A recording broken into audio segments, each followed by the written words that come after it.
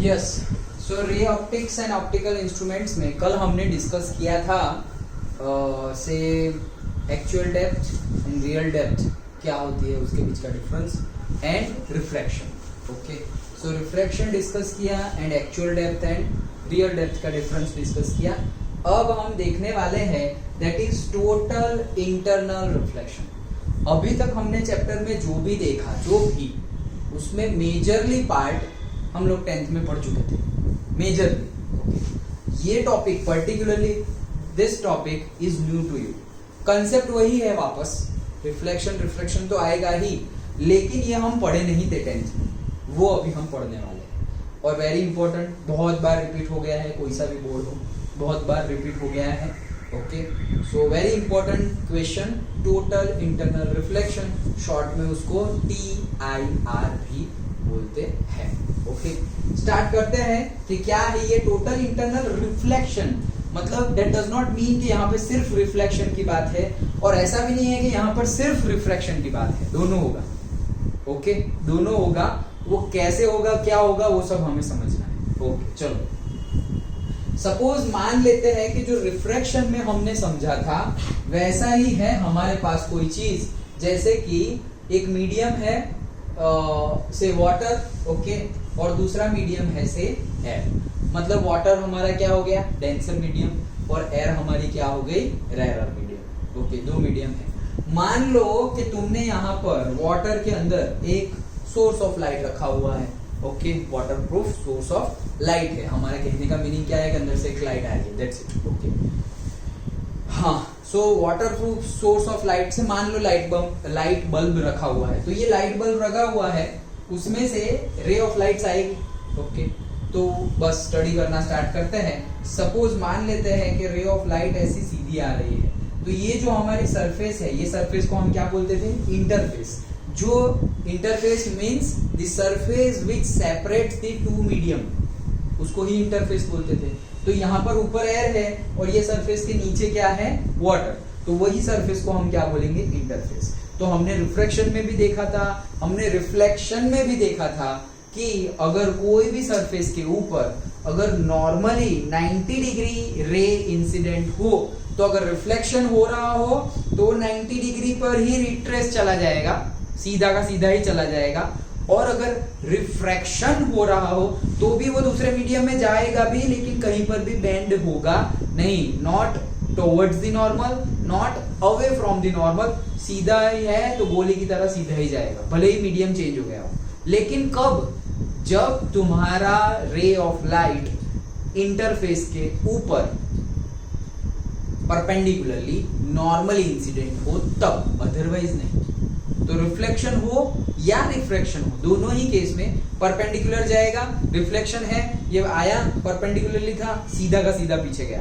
और रिफ्रैक्शन है, आया परपेंडिकुलरली है तो भी सीधा का सीधा अंदर जाएगा, तो रिफ्लेक्ट नहीं होगा, रिफ्रैक्ट हुआ. तो लेकिन रिफ्रैक्ट हुआ तो यहाँ पर तो कोई रिफ्रैक्शन हो ही नहीं रहा, नहीं होगा इन दिस केस. ओके, सीधा का सीधा ही जाएगा, भले ही मीडियम चेंज हो गया. ओके, तो ये फर्स्ट वाला हमारा रे है, तो वो सीधा आया और 90 डिग्री था तो सीधा का सीधा चला गया. ये हमने डिस्कस किया हुआ है. ओके, नाउ से सेकंड रे आ रहा है, तो सेकंड रे जो हमारा है, ओके, वो ऐसे आ रहा है लाइक दिस. तो उसको जाना चाहिए था ऐसे, लेकिन अब वो जाएगा नहीं. क्यों? क्योंकि मीडियम चेंज हो गया. मीडियम चेंज हो गया मतलब क्या हो गया, रिफ्रैक्शन होगा. अब हमें पता है कि अगर लाइटर मीडियम से डेंसर मीडियम में आ रहे थे हम, यही फिगर थी, हम ऐसे आ रहे थे. ओके, लाइटर से डेंसर में आ रहे थे, सो नॉर्मल से हम टुवर्ड्स द नॉर्मल बेंड हो गए थे, याद है. ओके, लेकिन अभी हम जा रहे हैं डेंसर से, वाटर है और एयर है. वाटर का रिफ्रैक्टिव इंडेक्स कितना है, 1.33, करेक्ट. और एयर का 1. Yes, okay, so 1.33 and 1. तो जिसका रिफ्रैक्टिव इंडेक्स ज्यादा वो ज्यादा डेंसर. तो हमारे पास ज्यादा डेंसर कौन है, वाटर. तो अगर डेंसर मीडियम से रे ऑफ लाइट जा रहा है रेरर मीडियम में, optically rarer, optically density, optical density बोला है, डेंसिटी यहाँ पर तो सेम ही हो जाएगी, मतलब इसकी ही कम होगी और इसकी ज्यादा होगी. Okay, so optical density and mass density, वो तो हमें पता ही है. मास के रिस्पेक्ट में तुम बोल रहे हो, से मास बाय वॉल्यूम, तो वो मास डेंसिटी है. लेकिन ऑप्टिकल डेंसिटी मतलब तुम चेक कर रहे हो कि रे ऑफ लाइट कितने अच्छे से पास होगी और कितने अच्छे से पास नहीं होगी, वो जब तुम चेक कर रहे हो उसको बोलते हैं optical density. Okay, so water की जो डेंसिटी है और से वाटर का जो रिफ्रैक्टिव इंडेक्स है वो क्या है, ज्यादा है, मतलब वो क्या है, डेंसर है, और एयर क्या है, रेयर। तो अगर डेंसर टू रेयर जाएगा रे ऑफ लाइट तो कहाँ बेंड करेगा, टुवर्ड्स द नॉर्मल या away from the normal, away from the normal. So suppose ऐसे गया और ये मेरा नॉर्मल है, सो जाना चाहिए था ऐसे, कैसे, ऐसे जाना चाहिए था, लेकिन ये इस साइड जाएगा तो टुवर्ड्स द नॉर्मल, तो इस साइड जाएगा तो वो हो गया away from the normal. Done. Okay, अब यहाँ पर इंसिडेंट एंगल देखते हैं, तो नॉर्मल के साथ जो बनाया होगा इंसिडेंट रे ने वो, तो ये बनाया है, तो ये है आई। ओके, और रिफ्रैक्शन एंगल देखते हैं, रिफ्रैक्शन, तो रिफ्रैक्शन एंगल क्या है, नॉर्मल के साथ जो बनाया होगा वो, so this is R. Done, simple है। तो ये I1 और R1 मिल गया। ओके, चलो नेक्स्ट, अब हम क्या कर रहे हैं कि हम हमारा जो ये इंसिडेंट एंगल है उसको और थोड़ा ऐसा टेढ़ा इंक्लाइन लेके जा रहे हैं, तो हम टेढ़ा लेके गए, इंक्लाइन लेके गए, लाइक दिस। ओके, और नॉर्मल के साथ उसने ये एंगल बनाया। तुम्हें देखने से ही पता चल रहा है कि I1 बड़ा है या I2 बड़ा है, I2 बड़ा है, मतलब तुम देखो ये इतना सा एंगल है I1 और I2 इतना है। ओके, तो मतलब हमने क्या किया, इंसिडेंट एंगल को इंक्रीज किया, हमने क्या किया, इंसिडेंस एंगल को इंक्रीज किया। तो जैसे ही हम इंसिडेंट एंगल को इंक्रीज कर रहे हैं, now you check the reflected angle, ये है तुम्हारा R1 और ये है तुम्हारा R2, क्या लग रहा है, R1 बड़ा होगा या R2? R2 बड़ा है। सो हम चेक कर रहे हैं कि अगर हमने इंसिडेंस एंगल को बढ़ाया तो रिफ्रैक्शन एंगल भी बढ़ा। ओके, क्योंकि वो भी नॉर्मल के साथ ही है। अगर हम ज्यादा इंसिडेंट एंगल से बेंड, मतलब ज्यादा, जैसे कि हम यहाँ पर वो रिफ्लेक्शन का, वो लॉ रिफ्लेक्शन का है, angle I is equals to angle R, वो तो किसके लिए है, रिफ्लेक्शन के लिए। यहाँ पर वो रिफ्लेक्शन का लॉ अप्लाई नहीं होता कि angle I is equals to angle R, ये रिफ्लेक्शन है, R क्या है, रिफ्लेक्शन, और यहाँ पर हम किसकी बात कर रहे हैं, रिफ्रैक्शन की बात कर रहे हैं, नॉट रिफ्लेक्शन।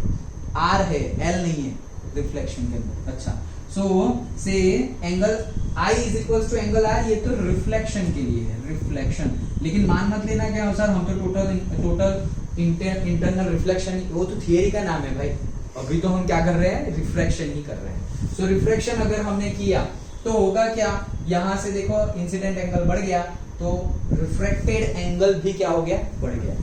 अब हम और बढ़ाते हैं रिफ्रैक्शन, मतलब जैसे जैसे हम ये पॉइंट को दूर लेते जा रहे हैं, पहले सीधा था, ओके, तो इंसिडेंट एंगल कितना था, 90, और रिफ्रैक्शन एंगल कितना था, वो भी 90, मतलब कुछ 90 रिफ्लेक्टेड एंगल नहीं, मतलब नॉर्मल के साथ उसका एंगल। तो अगर जब इंसिडेंट एंगल नॉर्मल के साथ क्या बना था, इंसिडेंट एंगल या नॉर्मल के साथ 0 एंगल, तो रिफ्रैक्शन एंगल भी क्या था, 0।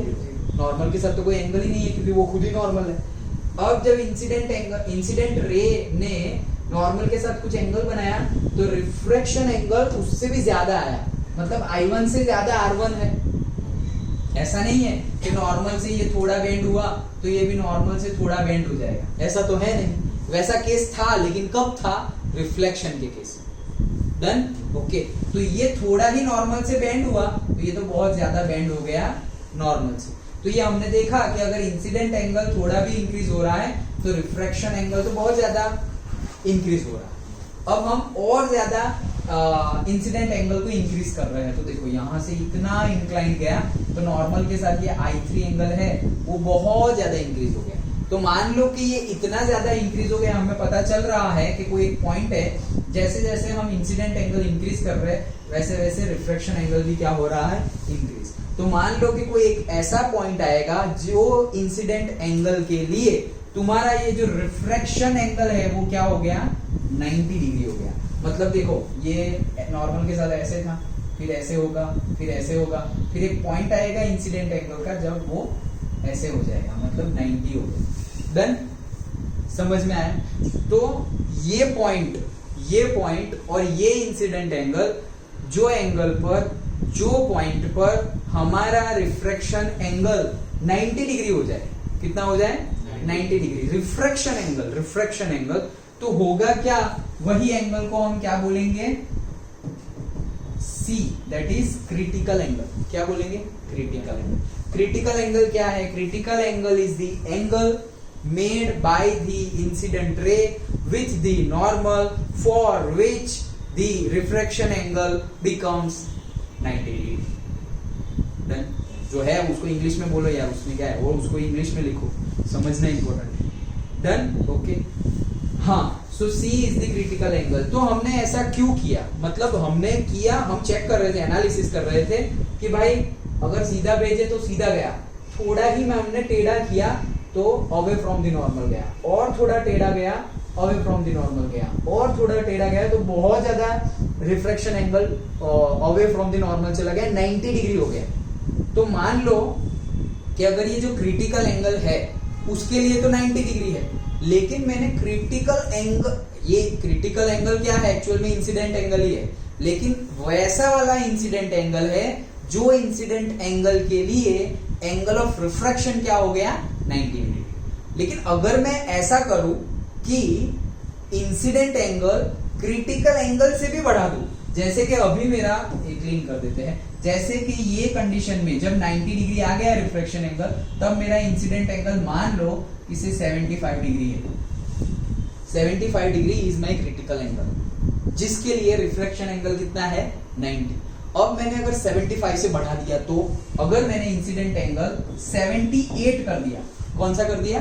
78। क्रिटिकल एंगल कितना था? 75, मैंने कर दिया 78, मतलब क्रिटिकल एंगल से भी ज्यादा कर दिया। भाई क्रिटिकल एंगल पे ही वो 90 डिग्री पे रिफ्रैक्शन हो रहा था, तो मैंने तो 75 से भी बढ़ाकर 78 कर दिया, तो अब वो दूसरे मीडियम में, अब तक तो दूसरे मीडियम में जा रहा था। फिर एक पॉइंट आया जो इंटरफेस पे ही, ये रे ऑफ लाइट इंटरफेस पे ही ट्रैवल करने लगा। अब तक क्या कर रहा था? एक मीडियम से दूसरे मीडियम में जा रहा था, डायरेक्शन चेंज हो रही थी। फिर एक इंसिडेंट एंगल का पॉइंट ऐसा आया कि वो दूसरे मीडियम में नहीं जा रहा है, जो इंटरफेस है, जो सरफेस है, उसी पर ट्रैवल करने लगा। और अगर इंसिडेंट एंगल को क्रिटिकल एंगल से भी ज्यादा ले लिया, तो अब क्या होगा? वो ना ही बाहर जाएगा और ना ही इंटरफेस पे जाएगा, अंदर ही आ जाएगा वापस। तो मतलब जो मीडियम में से रे ऑफ लाइट इंसिडेंट हुआ था, वही मीडियम में वापस आ गया। तो ये तो रिफ्लेक्शन कहां हुआ? ये तो रिफ्लेक्शन हुआ। ये क्या हुआ? रिफ्लेक्शन। क्योंकि जैसे हमारा मिरर है, यहां से भेजा और यही में वापस आ गया, यहां से भेजा मतलब तुम पैरेलली भेजो, फोकस में से पास हुआ, फोकस में से भेजो, पैरेलली आया, सी में से भेजो, सी में से पास हुआ, लेकिन आ तो वही मीडियम में वापस रहा है ना, ऐसे घुस के आर पार थोड़ी निकल जा रहा है। तो अब तक हमारा आर पार निकल रहा था, फिर क्रिटिकल एंगल के केस में सरफेस पर जा रहा था, लेकिन हमने एंगल, इंसिडेंस एंगल, और इंसिडेंस बोलो या इंसिडेंट बोलो, वो एंगल को इतना ज्यादा कर दिया, क्रिटिकल एंगल से भी ज्यादा कर दिया, सो दैट अब वो ना दूसरे मीडियम में ट्रैवल कर रहा है, हमारा जो रे ऑफ लाइट है वो ना ही इंटरफेस पे ट्रैवल कर रहा है, अंदर के अंदर ही वो क्या हो गया? बैंड हो गया, अंदर ही को वही मीडियम में खुद, तो वही मीडियम में बैंड हो गया। तो ये तो कौन सा केस हो गया? रिफ्लेक्शन का केस हो गया। इसीलिए इसको बोलते हैं टोटल इंटरनल रिफ्लेक्शन। क्या बोलते हैं? Total internal reflection. इसका एक मीनिंग और भी है। ये टोटल मीनिंग क्या था सर? बोल दो रिफ्लेक्शन, रिफ्लेक्शन हो रहा है तो रिफ्लेक्शन बोल दो। टोटल रिफ्लेक्शन इसलिए बोला कि जितने तुम्हारे रेज निकल रहे हैं सारे के सारे उसी एंगल पे जाएंगे which is more than critical angle. तो मोर देन क्रिटिकल एंगल होगा तो सारे के सारे रेज क्या हो जाएंगे? बैक आ जाएंगे, और वो क्या हो जाएगा? रिफ्लेक्शन। अगर तुम्हारे सपोज एक सोर्स ऑफ लाइट में से 100 लाइट ऑफ रेज निकले, सोर्स ऑफ लाइट में से रे ऑफ लाइट कितने निकले? से 100, वो 100 के 100 ही वापस आ गए, तो उसको बोलेंगे टोटल इंटरनल रिफ्लेक्शन। लेकिन सोर्स ऑफ लाइट में से तुम्हारे 100 तो निकले और 100 में से 10 कहीं चले गए और 90 वापस आ गए, उसको रिफ्लेक्शन बोलेंगे, टोटल इंटरनल रिफ्लेक्शन नहीं बोलेंगे। समझ में है? दोनों में डिफरेंस है क्या? वो हम एप्लीकेशन देखेंगे तो और एक पॉइंट समझ में आएगा, सेम पॉइंट से वो समझेंगे। अंडरस्टूड? ओके, सो इसीलिए उसका वर्ड हमने चूज किया है क्या? Total internal reflection, not only reflection. दोनों में टोटल मतलब क्या? पूरे का पूरा रिफ्लेक्ट ही हो गया है। और सिर्फ रिफ्लेक्शन बोलो मतलब क्या है? भाई थोड़ा बहुत रिफ्लेक्शन भी हो रहा है और थोड़ा बहुत रिफ्रैक्शन भी हो रहा है, दोनों हो रहा है वहां। यहाँ पे टोटल इंटरनल रिफ्लेक्शन, सबका सब क्या हो गया, रिफ्लेक्शन ही हो गया, रिफ्रैक्शन का कोई केस बाकी नहीं रहा। 100 रे ऑफ लाइट थे, 100 में से एक भी ऐसा नहीं है कि वो रिफ्रैक्ट हो गया हो और 99 रिफ्लेक्ट हुए हो, नहीं, 100 के 100 ही रिफ्लेक्ट हो गए, एक का भी रिफ्रैक्शन नहीं हुआ। Done, okay. So total internal reflection, understood. तो उसको शॉर्ट में हम बोलते हैं TIR also, total internal reflection. Simple है, कंसेप्ट समझ गए है क्या एक्चुअल में? ओके, क्रिटिकल एंगल से ज्यादा करना पड़ेगा। अगर तुम्हें टोटल इंटरनल रिफ्लेक्शन चाहिए तो तुम्हें क्रिटिकल एंगल से ज्यादा एंगल बना हुआ होना चाहिए, और अगर नहीं बना तो रिफ्लेक्शन होगा ही नहीं, घुस जाएगा वो दूसरे मीडियम में। डन, ओके, चलो। हाँ, सो से this C is critical angle. अब ये टोटल इंटरनल रिफ्लेक्शन होने के लिए क्राइटेरिया भी है, तुम्हें पूछा भी जाएगा क्वेश्चन में कि व्हेन से total internal reflection will happen, कब होगा? हर बार होगा क्या? दो मीडियम ले लिए तो हर बार होगा क्या? या एक ही मीडियम ले लिया तो? एक मीडियम ले लिया तो रिफ्लेक्शन की बात है, फिर दो की कहाँ बात? रिफ्लेक्शन के लिए तो दो मीडियम होने ही चाहिए, बट क्या दो मीडियम लिए तो हमेशा होगा? नहीं, उसकी कंडीशन है। क्या कंडीशन है? जो अभी हमने समझा वैसे ही कंडीशन है। पहली condition, angle of incidence should be greater than the critical angle. Critical angle से ज्यादा होगा एंगल ऑफ इंसिडेंस, तभी तो वो बाहर ना जा करके, इंटरफेस पे ट्रैवल ना करके वापस वही मीडियम में आएगा। जैसे कि ये वाला पॉइंट था, तो ये जो एंगल आई है मे बी 20 डिग्री और क्रिटिकल एंगल है 75 डिग्री, तो भाई 20 तो 75 से छोटा है, तो यहां से फिर वो रिटर्न आने वाला नहीं है, वो पूरा का पूरा क्या हो गया? रिफ्रैक्शन हो गया उसका, रिफ्रैक्शन। Understood, okay.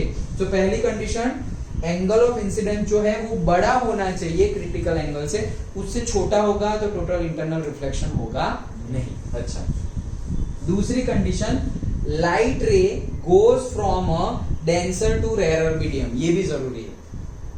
अब यहाँ ये कौन सा है? डेंसर है, वाटर, और ऊपर क्या है? तो लाइट रेज हमेशा डेंसर टू रेयरर मीडियम में ही जाना चाहिए। अगर रेयरर टू डेंसर में गया, होगा ही नहीं। रेयरर टू डेंसर में गया तो नहीं होगा। जैसे कि अभी इससे पहले हमने देखा, जैसे कि हमने क्या देखा था इसके पहले वाला, कि रे ऑफ लाइट ऐसे आ रहा है। Done, okay. फिर ये नॉर्मल है, जाना चाहिए था ऐसे, लेकिन रिफ्लेक्शन हो गया, उसकी वजह से यहां पर क्या हो गया? वो टुवर्ड्स द नॉर्मल बेंड हो गया, तो ऐसे आ गया था। ओके, तो ये हमारा बना था रिफ्रैक्शन एंगल और ये हमारा बना था आई। लेकिन सर यहाँ के आई को हम चेंज नहीं कर सकते क्या? करो करो। तो यहाँ के जैसे आई को तुम जितना ज्यादा चेंज करोगे, ये आर में चेंजेस तो आएंगे, लेकिन कभी भी ऐसा नहीं होगा कि ये तुम भले ही एंगल ऑफ इंसिडेंस तुम ऐसे आओ, थोड़ा ही ज्यादा है, हॉरिजॉन्टल से थोड़ा ही ज्यादा है, और एंगल ऑफ इंसिडेंस तुम ऐसे आओ, 90 से थोड़ा ही कम है, भले ही वो आओ तुम, लेकिन होगा नहीं। क्यों नहीं होगा? वही केस होगा जो मैंने अभी तुम्हें बोला, वो कि रिफ्लेक्शन तो होगा लेकिन पूरा का पूरा वापस नहीं होगा। कई रिफ्रैक्शन हो जाएगा और कई रिफ्लेक्शन हो जाएगा, मतलब दोनों चीज होगी। अगर तुम रेयरर से डेंसर में आ रहे हो तो दोनों होगा, रिफ्लेक्शन भी होगा और रिफ्रैक्शन भी होगा, भले ही तुम्हारा angle of incidence will be greater than the critical angle. Critical angle तुमने मेजर कर लिया कि भाई ये क्रिटिकल एंगल है डेंसर टू रेयरर के लिए, अभी डेंसर टू रेयरर के लिए क्रिटिकल एंगल मेजर किया, वही क्रिटिकल एंगल रखा तुमने, मीडियम भी वही दोनों रखे, लेकिन सोर्स ऑफ लाइट जो डेंसर में था उसकी वजह तुमने सोर्स ऑफ लाइट रेयरर में रख दिया, तो होगा नहीं। वहां पे दोनों होगा। क्या होगा? रिफ्लेक्शन भी होगा और रिफ्रैक्शन भी होगा। यहां पर क्या हो रहा है? सिर्फ और सिर्फ रिफ्लेक्शन हो रहा है। ये कंडीशन तो सेटिस्फाई करनी ही है, तुम रेयरर में से डेंसर में जाओ या डेंसर में से रेयरर में जाओ, अगर ये कंडीशन तो तुम्हें सेटिस्फाई करनी ही पड़ेगी, क्रिटिकल एंगल से ज्यादा इंसिडेंस एंगल। लेकिन ये तुमने कर भी दिया, और अगर तुम रेयरर से डेंसर में जा रहे हो तो रिफ्लेक्शन रिफ्रैक्शन दोनों होगा, लेकिन तुम डेंसर से रेयरर में जा रहे हो, which is the second condition, तो ही TIR होगा। डन, ओके, समझ में आ गया। सो क्या है कंडीशन हमारी? दो कंडीशन है, एक तो कि तुम्हारा सोर्स ऑफ लाइट मतलब जो तुम्हारी रे ऑफ लाइट है वो कहां से कहां जानी चाहिए, डेंसर में से रेयरर में जानी चाहिए, और तुम्हारा angle of incidence should be greater than that of critical. दोनों में से एक भी अगर सेटिस्फाई नहीं हुआ सो टोटल इंटरनल रिफ्लेक्शन नहीं होगा। अंडरस्टूड? पक्का? ओके, तो ये हमने समझा टोटल इंटरनल रिफ्लेक्शन। हाँ, अब अगर ये जो पॉइंट है हमारा से पॉइंट नंबर सी जो हमारा क्रिटिकल पॉइंट है, वो जो हमारा ये क्रिटिकल एंगल है वो अगर हम देखे, वहां पर देखे मतलब वहां पर अगर हम स्नेल्स लॉ लगाए तो स्नेल्स लॉ क्या था याद करो, कल ही हमने डिस्कस किया था कि भाई sine function of the angle, जो भी एंगल हो, रिफ्रैक्शन एंगल हो या इंसिडेंट एंगल हो, sine function of the angle and multiplied by the refractive index of that particular medium. तो यहां पर अगर हम देखें μ1 ले मतलब ऊपर का, तो μ1 लेंगे तो वहां पर कौन सा एंगल बन रहा है? Refraction angle. तो हमने μ1 इंटू 90 बन रहा है तो साइन 90 ले लिया। ओके, और इसका ले तो μ2 into incidence angle. Incidence angle क्या है यहाँ पर? क्रिटिकल एंगल, तो हमने ले लिया क्रिटिकल एंगल। सिंपल। ओके, तो ये क्या हमने यूज किया है? Snell's law. स्नेल्स लॉ के अकॉर्डिंगली हमने ये लिख दिया। अब लिख दिया तो साइन 0 0 होता है और साइन 91 होता है, तो साइन 91 हो गया तो ये हो गया 1। ओके, ये μ1 है वो नीचे चला गया, ये μ2 तो वही है, और ये साइन c है वो यहाँ नीचे आ गया, तो 1/sin c is equals to μ2/μ1। ये तो μ2/μ1 है, तो वो तो रिलेटिव रिफ्रैक्टिव इंडेक्स हो गया, refractive index of 2 relative to 1, तो उसको हम लिख सकते हैं μ12 और μ21 और μ21 दोनों तरीके से। Done, so that is equals to μ21 is equals to 1/sin c। अब sin c is equals to हो जाएगा 1/μ21। डन, तो अब अगर हम देखें तो यहां से हमें पता चला कि हम क्या क्रिटिकल एंगल लेने वाले हैं। पहले तो साइन फंक्शन की बात करते हैं। साइन 0 0 होता है, साइन 30 क्या होता है? तुम बताओ। साइन 30 क्या होता है? अरे याद आ जाएगा? नहीं तो 1/2। साइन 0 0, साइन 30 1/2, फिर साइन 45 1/√2, वो 1 to 10 में आता है। ओके, और साइन 60 वो नहीं लिखा था 10th में हमने, पहले 0 30 के लिए 1/2, फिर 1/√2, देन √3/2 एंड लास्ट में 1। ओके, ये 0 30 45 60 एंड 90, तो ये साइन के लिए। फिर कॉस के लिए इसका उल्टा 1 √3/2 1/√2 1/2 एंड 0, और फिर 10 के लिए उनका रेशियो 0। याद आ गया? अच्छा, तो साइन है हमारे पास, तो हम साइन की बात करते हैं। तो sine function is changing with the angle. देखो, और कैसे चेंज हो रहा है? इंक्रीज हो रहा है। 0 एंगल के लिए 0 वैल्यू, फिर एंगल बढ़ गया 0 to 30 तो वैल्यू भी बढ़ गई 0.5, 1/2 मतलब 0.5। 30 से 45 एंगल फिर से बढ़ा तो ये वैल्यू भी बढ़ गई। √2 की वैल्यू होती है अप्रोक्सीमेटली 1.41, तो 1 डिवाइड बाई 1.41 करोगे, इसकी वैल्यू आएगी 0.5, इसकी वैल्यू 0.5 से ज्यादा ही आएगी। 1/1.41 करोगे तब। √3/2, तो √3/2 की वैल्यू इसकी वैल्यू से भी ज्यादा आएगी, और 1 तो √3/2 से बड़ा है ही। तो मतलब जैसे जैसे एंगल बढ़ रहा है, एंगल बन रहा है मतलब साइन फंक्शन जैसे जैसे बढ़ रहा है वैसे वैसे मेरी वैल्यू भी बढ़ रही है। ओके, अब यहाँ आते हैं। तो जैसे जैसे मेरा c बढ़ेगा, ये तो समझ में आ गया, जैसे जैसे एंगल बढ़ रहा है वैसे वैसे साइन फंक्शन की वैल्यू बढ़ रही है। अब जैसे जैसे मेरा c बढ़ेगा, c क्या है? एंगल ही है, क्रिटिकल एंगल, इंसिडेंस एंगल। तो जैसे जैसे मेरा एंगल बढ़ेगा वैसे वैसे मेरा साइन फंक्शन भी बढ़ेगा। तो जैसे जैसे मेरा साइन फंक्शन बढ़ेगा तो साइन फंक्शन और रिफ्रैक्टिव इंडेक्स रेसिप्रोकल रिलेशन में है, डायरेक्टली प्रोपोर्शनल नहीं है, इनवर्सली प्रोपोर्शनल है। तो ये बढ़ेगा अगर, तो ये क्या हो जाएगा? कम होगा। लेकिन ये हमारे हाथ में तो ये है ना भाई, हमारे हाथ में तो मीडियम लेना है। तो मीडियम अगर तुमने डेंसर लिया, डेंसर मतलब म्यू टू डेंसर लिया तो म्यू टू 1 क्या हो जाएगा, ज्यादा। ये ज्यादा है तो 1 अपॉन दैट पर्टिकुलर ज्यादा थिंग क्या आ जाएगी, कम। ओके, और वो कम आई तो ये साइन सी भी क्या आ जाएगी, कम। मतलब म्यू टू तुमने ज्यादा लिया तो साइन सी क्या आ जाएगा, कम। म्यू टू ये ज्यादा लिया, ये ज्यादा लिया तो ये कम हो जाएगा, ये कम लिया तो ये ज्यादा हो जाएगा। Simple, inversely proportional. तो म्यू टू तुमने ज्यादा लिया तो ये क्या आएगा, कम आएगा। डन।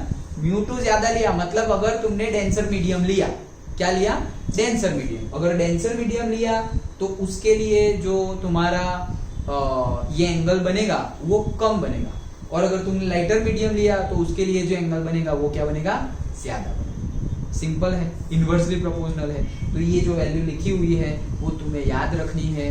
कभी कभी 1 मार्क में भी पूछ ही लेते हैं या न्यूमेरिकल में कहीं पूछ लेते हैं। क्या, अगर तुमने सपोज लिया ग्लास, तुमने क्या लिया, ग्लास। अभी ग्लास लिया तुमने, एयर के साथ रिलेटिव करो, रिस्पेक्ट टू दी एयर।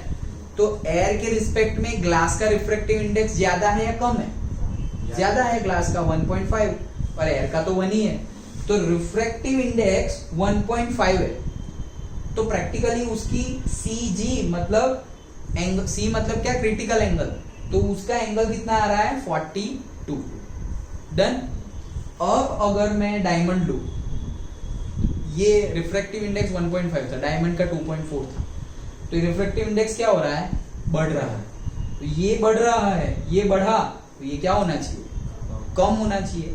तो उसके लिए क्या आ रहा है, 24। देखो उससे कम आया। डन। अगर तुम यहाँ पर क्या लोगे, इसे एयर ले ली, अभी इसकी कंपैरिजन एयर से कर रहे, एयर ले ली तो एयर का रिफ्रैक्टिव इंडेक्स क्या है, कम। तो एक्चुअली तुम्हारा रिफ्रैक्टिव इंडेक्स क्या हुआ, इसकी कंपेयर में, ग्लास की कंपेयर में रिफ्रैक्टिव इंडेक्स ऑफ एयर क्या है, कम। तो ग्लास का अगर ये रिफ्रैक्टिव इंडेक्स कम है तो एंगल क्या आएगा, ज्यादा। मतलब एयर के लिए क्रिटिकल एंगल क्या आएगा, 42 से भी ज्यादा आएगा। समझ में आया। घुमा फिरा के एमसीक्यू बना सकते हैं, या सिंपली रखना हो तो डायरेक्टली पूछ सकते हैं कैसे कंपैरिजन करके कि बताओ रिफ्रैक्टिव इंडेक्स तुम्हें गिवन है, ये तुम्हें गिवन है, या गिवन ना भी हो, मैंने बोला है ये याद रखना है तुम्हें। तो रिफ्रैक्टिव इंडेक्स के बेस पे बताओ कि टोटल इंटरनल रिफ्लेक्शन किस में ज्यादा होगा। ओके, ऐसा बोले कि based on the refractive index total internal reflection किस में ज्यादा होगा, ऐसे पूछ ले। और थोड़ा अंदर घुसना हो तो एंगल देंगे और फिर पूछेंगे कि भाई मेरा कोई मीडियम है, नाम नहीं बताएंगे, मेरा कोई मीडियम है जिसकी रिफ्रैक्टिव इंडेक्स है से 2.7, दूसरा एक मीडियम है जिसका रिफ्रैक्टिव इंडेक्स है 3.2, ऐसे कोई भी मीडियम बोले तो एक मीडियम में है से 2.7, दूसरे मीडियम में है 3.2। अब बताओ कि टोटल इंटरनल रिफ्लेक्शन के लिए जो एंगल होगा, ओके, क्रिटिकल एंगल, उसकी वैल्यू किस में ज्यादा होगी, क्रिटिकल एंगल की वैल्यू किस में ज्यादा होगी, रिफ्रैक्टिव इंडेक्स 2.7 था उसमें या रिफ्रैक्टिव इंडेक्स 3.2 था उसमें। तो वो तुम्हें यही रिलेशन से आंसर दे देना। सिंपल। तो डायरेक्टली पूछ लेंगे या घुमा फिरा के पूछे, यही रिफ्रैक्टिव इंडेक्स रखे या दूसरा कोई रिफ्रैक्टिव इंडेक्स ले, कोई मीडियम दे दे और उसका रिफ्रैक्टिव इंडेक्स दे, कैसे भी पूछे, कंसेप्ट यही रहे। डन। ओके, तो वो क्या हो जाएगा, देखो जैसे अभी हमने डिस्कस किया, अगर μ2 बढ़ रहा है मतलब मीडियम डेंसर हो रहा है, तो मीडियम अगर बढ़ रहा है, डेंसर हो रहा है तो μ2 बढ़ जाएगा, ये बढ़ जाएगा तो साइन सी क्या हो जाएगा, कम हो जाएगा। तो साइन सी कम हो गया, और साइन सी कम हो जाएगा तो सी भी क्या हो जाएगा, कम। वो तो हमने बोल ही दिया ना, जैसे जैसे एंगल बढ़ रहा है वैसे वैसे साइन फंक्शन की वैल्यू भी बढ़ रही है। जैसे जैसे एंगल कम हो रहा है मतलब सी, ये सपोज मान लो सी है, तो जैसे जैसे सी कम हो रहा है वैसे वैसे साइन फंक्शन की वैल्यू भी कम हो रही है। जैसे जैसे सी बढ़ रहा है और थीटा बढ़ रहा है वैसे वैसे साइन फंक्शन की वैल्यू भी बढ़ रही है। तो साइन सी अगर कम हो रहा है तो सी भी क्या होगा, कम ही होगा। साइन सी अगर बढ़ रहा है तो सी भी क्या होगा, बढ़ेगा। दोनों सेम, मतलब डायरेक्टली प्रोपोर्शनल। कॉस के केस में ऐसा नहीं है, कॉस 0-1 आता है और फिर तुम कॉस 30 ले लो, मतलब तुम बढ़े तो उसकी वैल्यू आ जाती है √3/2। तो भाई 1 ज्यादा बढ़ा था, यहाँ पे तुम 0 से 30 बढ़े लेकिन यहाँ से 1 से कम हो गए। अंडरस्टूड। तो कॉस के केस में अलग आएगा, ये तो सिर्फ बता रहा हूं, हमें कॉस की यहाँ पे जरूरत है नहीं। डन। ओके, तो ये था हमारा टोटल इंटरनल रिफ्लेक्शन कोई भी तरह से किसी भी तरह से उल्टा सीधा करके पूछे तो हमें आना चाहिए, और डिराइव द फॉर्मूला ऐसा करके पूछे तो हमें कि भाई डिराइव द रिलेशनशिप, फॉर्मूला ना बोल के ऐसा भी बोले, derive the relationship between the refractive index and the critical angle of incidence, refractive index and critical angle of incidence के बीच में रिलेशन डिराइव करो based on total internal reflection. ऐसा बोले भी तो तुम्हें पता चल जाएगा यही थियरी है, ऐसा ना भी बोले तो तुम्हें पता होना चाहिए कि TIR में ही ये दोनों के बीच में रिलेशन आता है, क्योंकि पहले जो हमने डिस्कस किया वहां पे थोड़ी क्रिटिकल एंगल आया था, क्रिटिकल एंगल तो यहीं पे आया है, रिफ्रैक्टिव इंडेक्स पहले आया था, तो फिर तुम्हें जैसे डिराइव और से derive the relationship between the से depth of an object and refractive index in that particular medium, तो वो real depth, apparent depth and refractive index का relation जो कल हमने देखा था वो आएगा। Understood कि apparent depth is equals to real depth divide by refractive index, याद आया? ओके, तो वहां वो रिलेशन डिराइव करना है। यहाँ पर ये वर्डिंग्स को ध्यान से पढ़ना, क्वेश्चन में ही तुम्हें पता चल जाएगा, आता है करके कुछ भी मत लिख देना, नहीं तो हम सोचेंगे कि भाई 5 आउट ऑफ 5 और फिर वहां पे वो शायद 1 मार्क दे दे, नहीं तो 1 भी ना दे। क्यों? क्योंकि थियरी ही दूसरी लिखी है तो। अंडरस्टूड? ओके, तो ध्यान से क्वेश्चन को पढ़ो, समझोगे क्या पूछा हुआ है। अगर सब कुछ बहुत इजी लग रहा है तो ध्यान से 2 बार पढ़ो। इजी लग रहा है क्वेश्चन तो उसको ध्यान से देखो, और टफ में ध्यान से नहीं देखोगे तो चलेगा।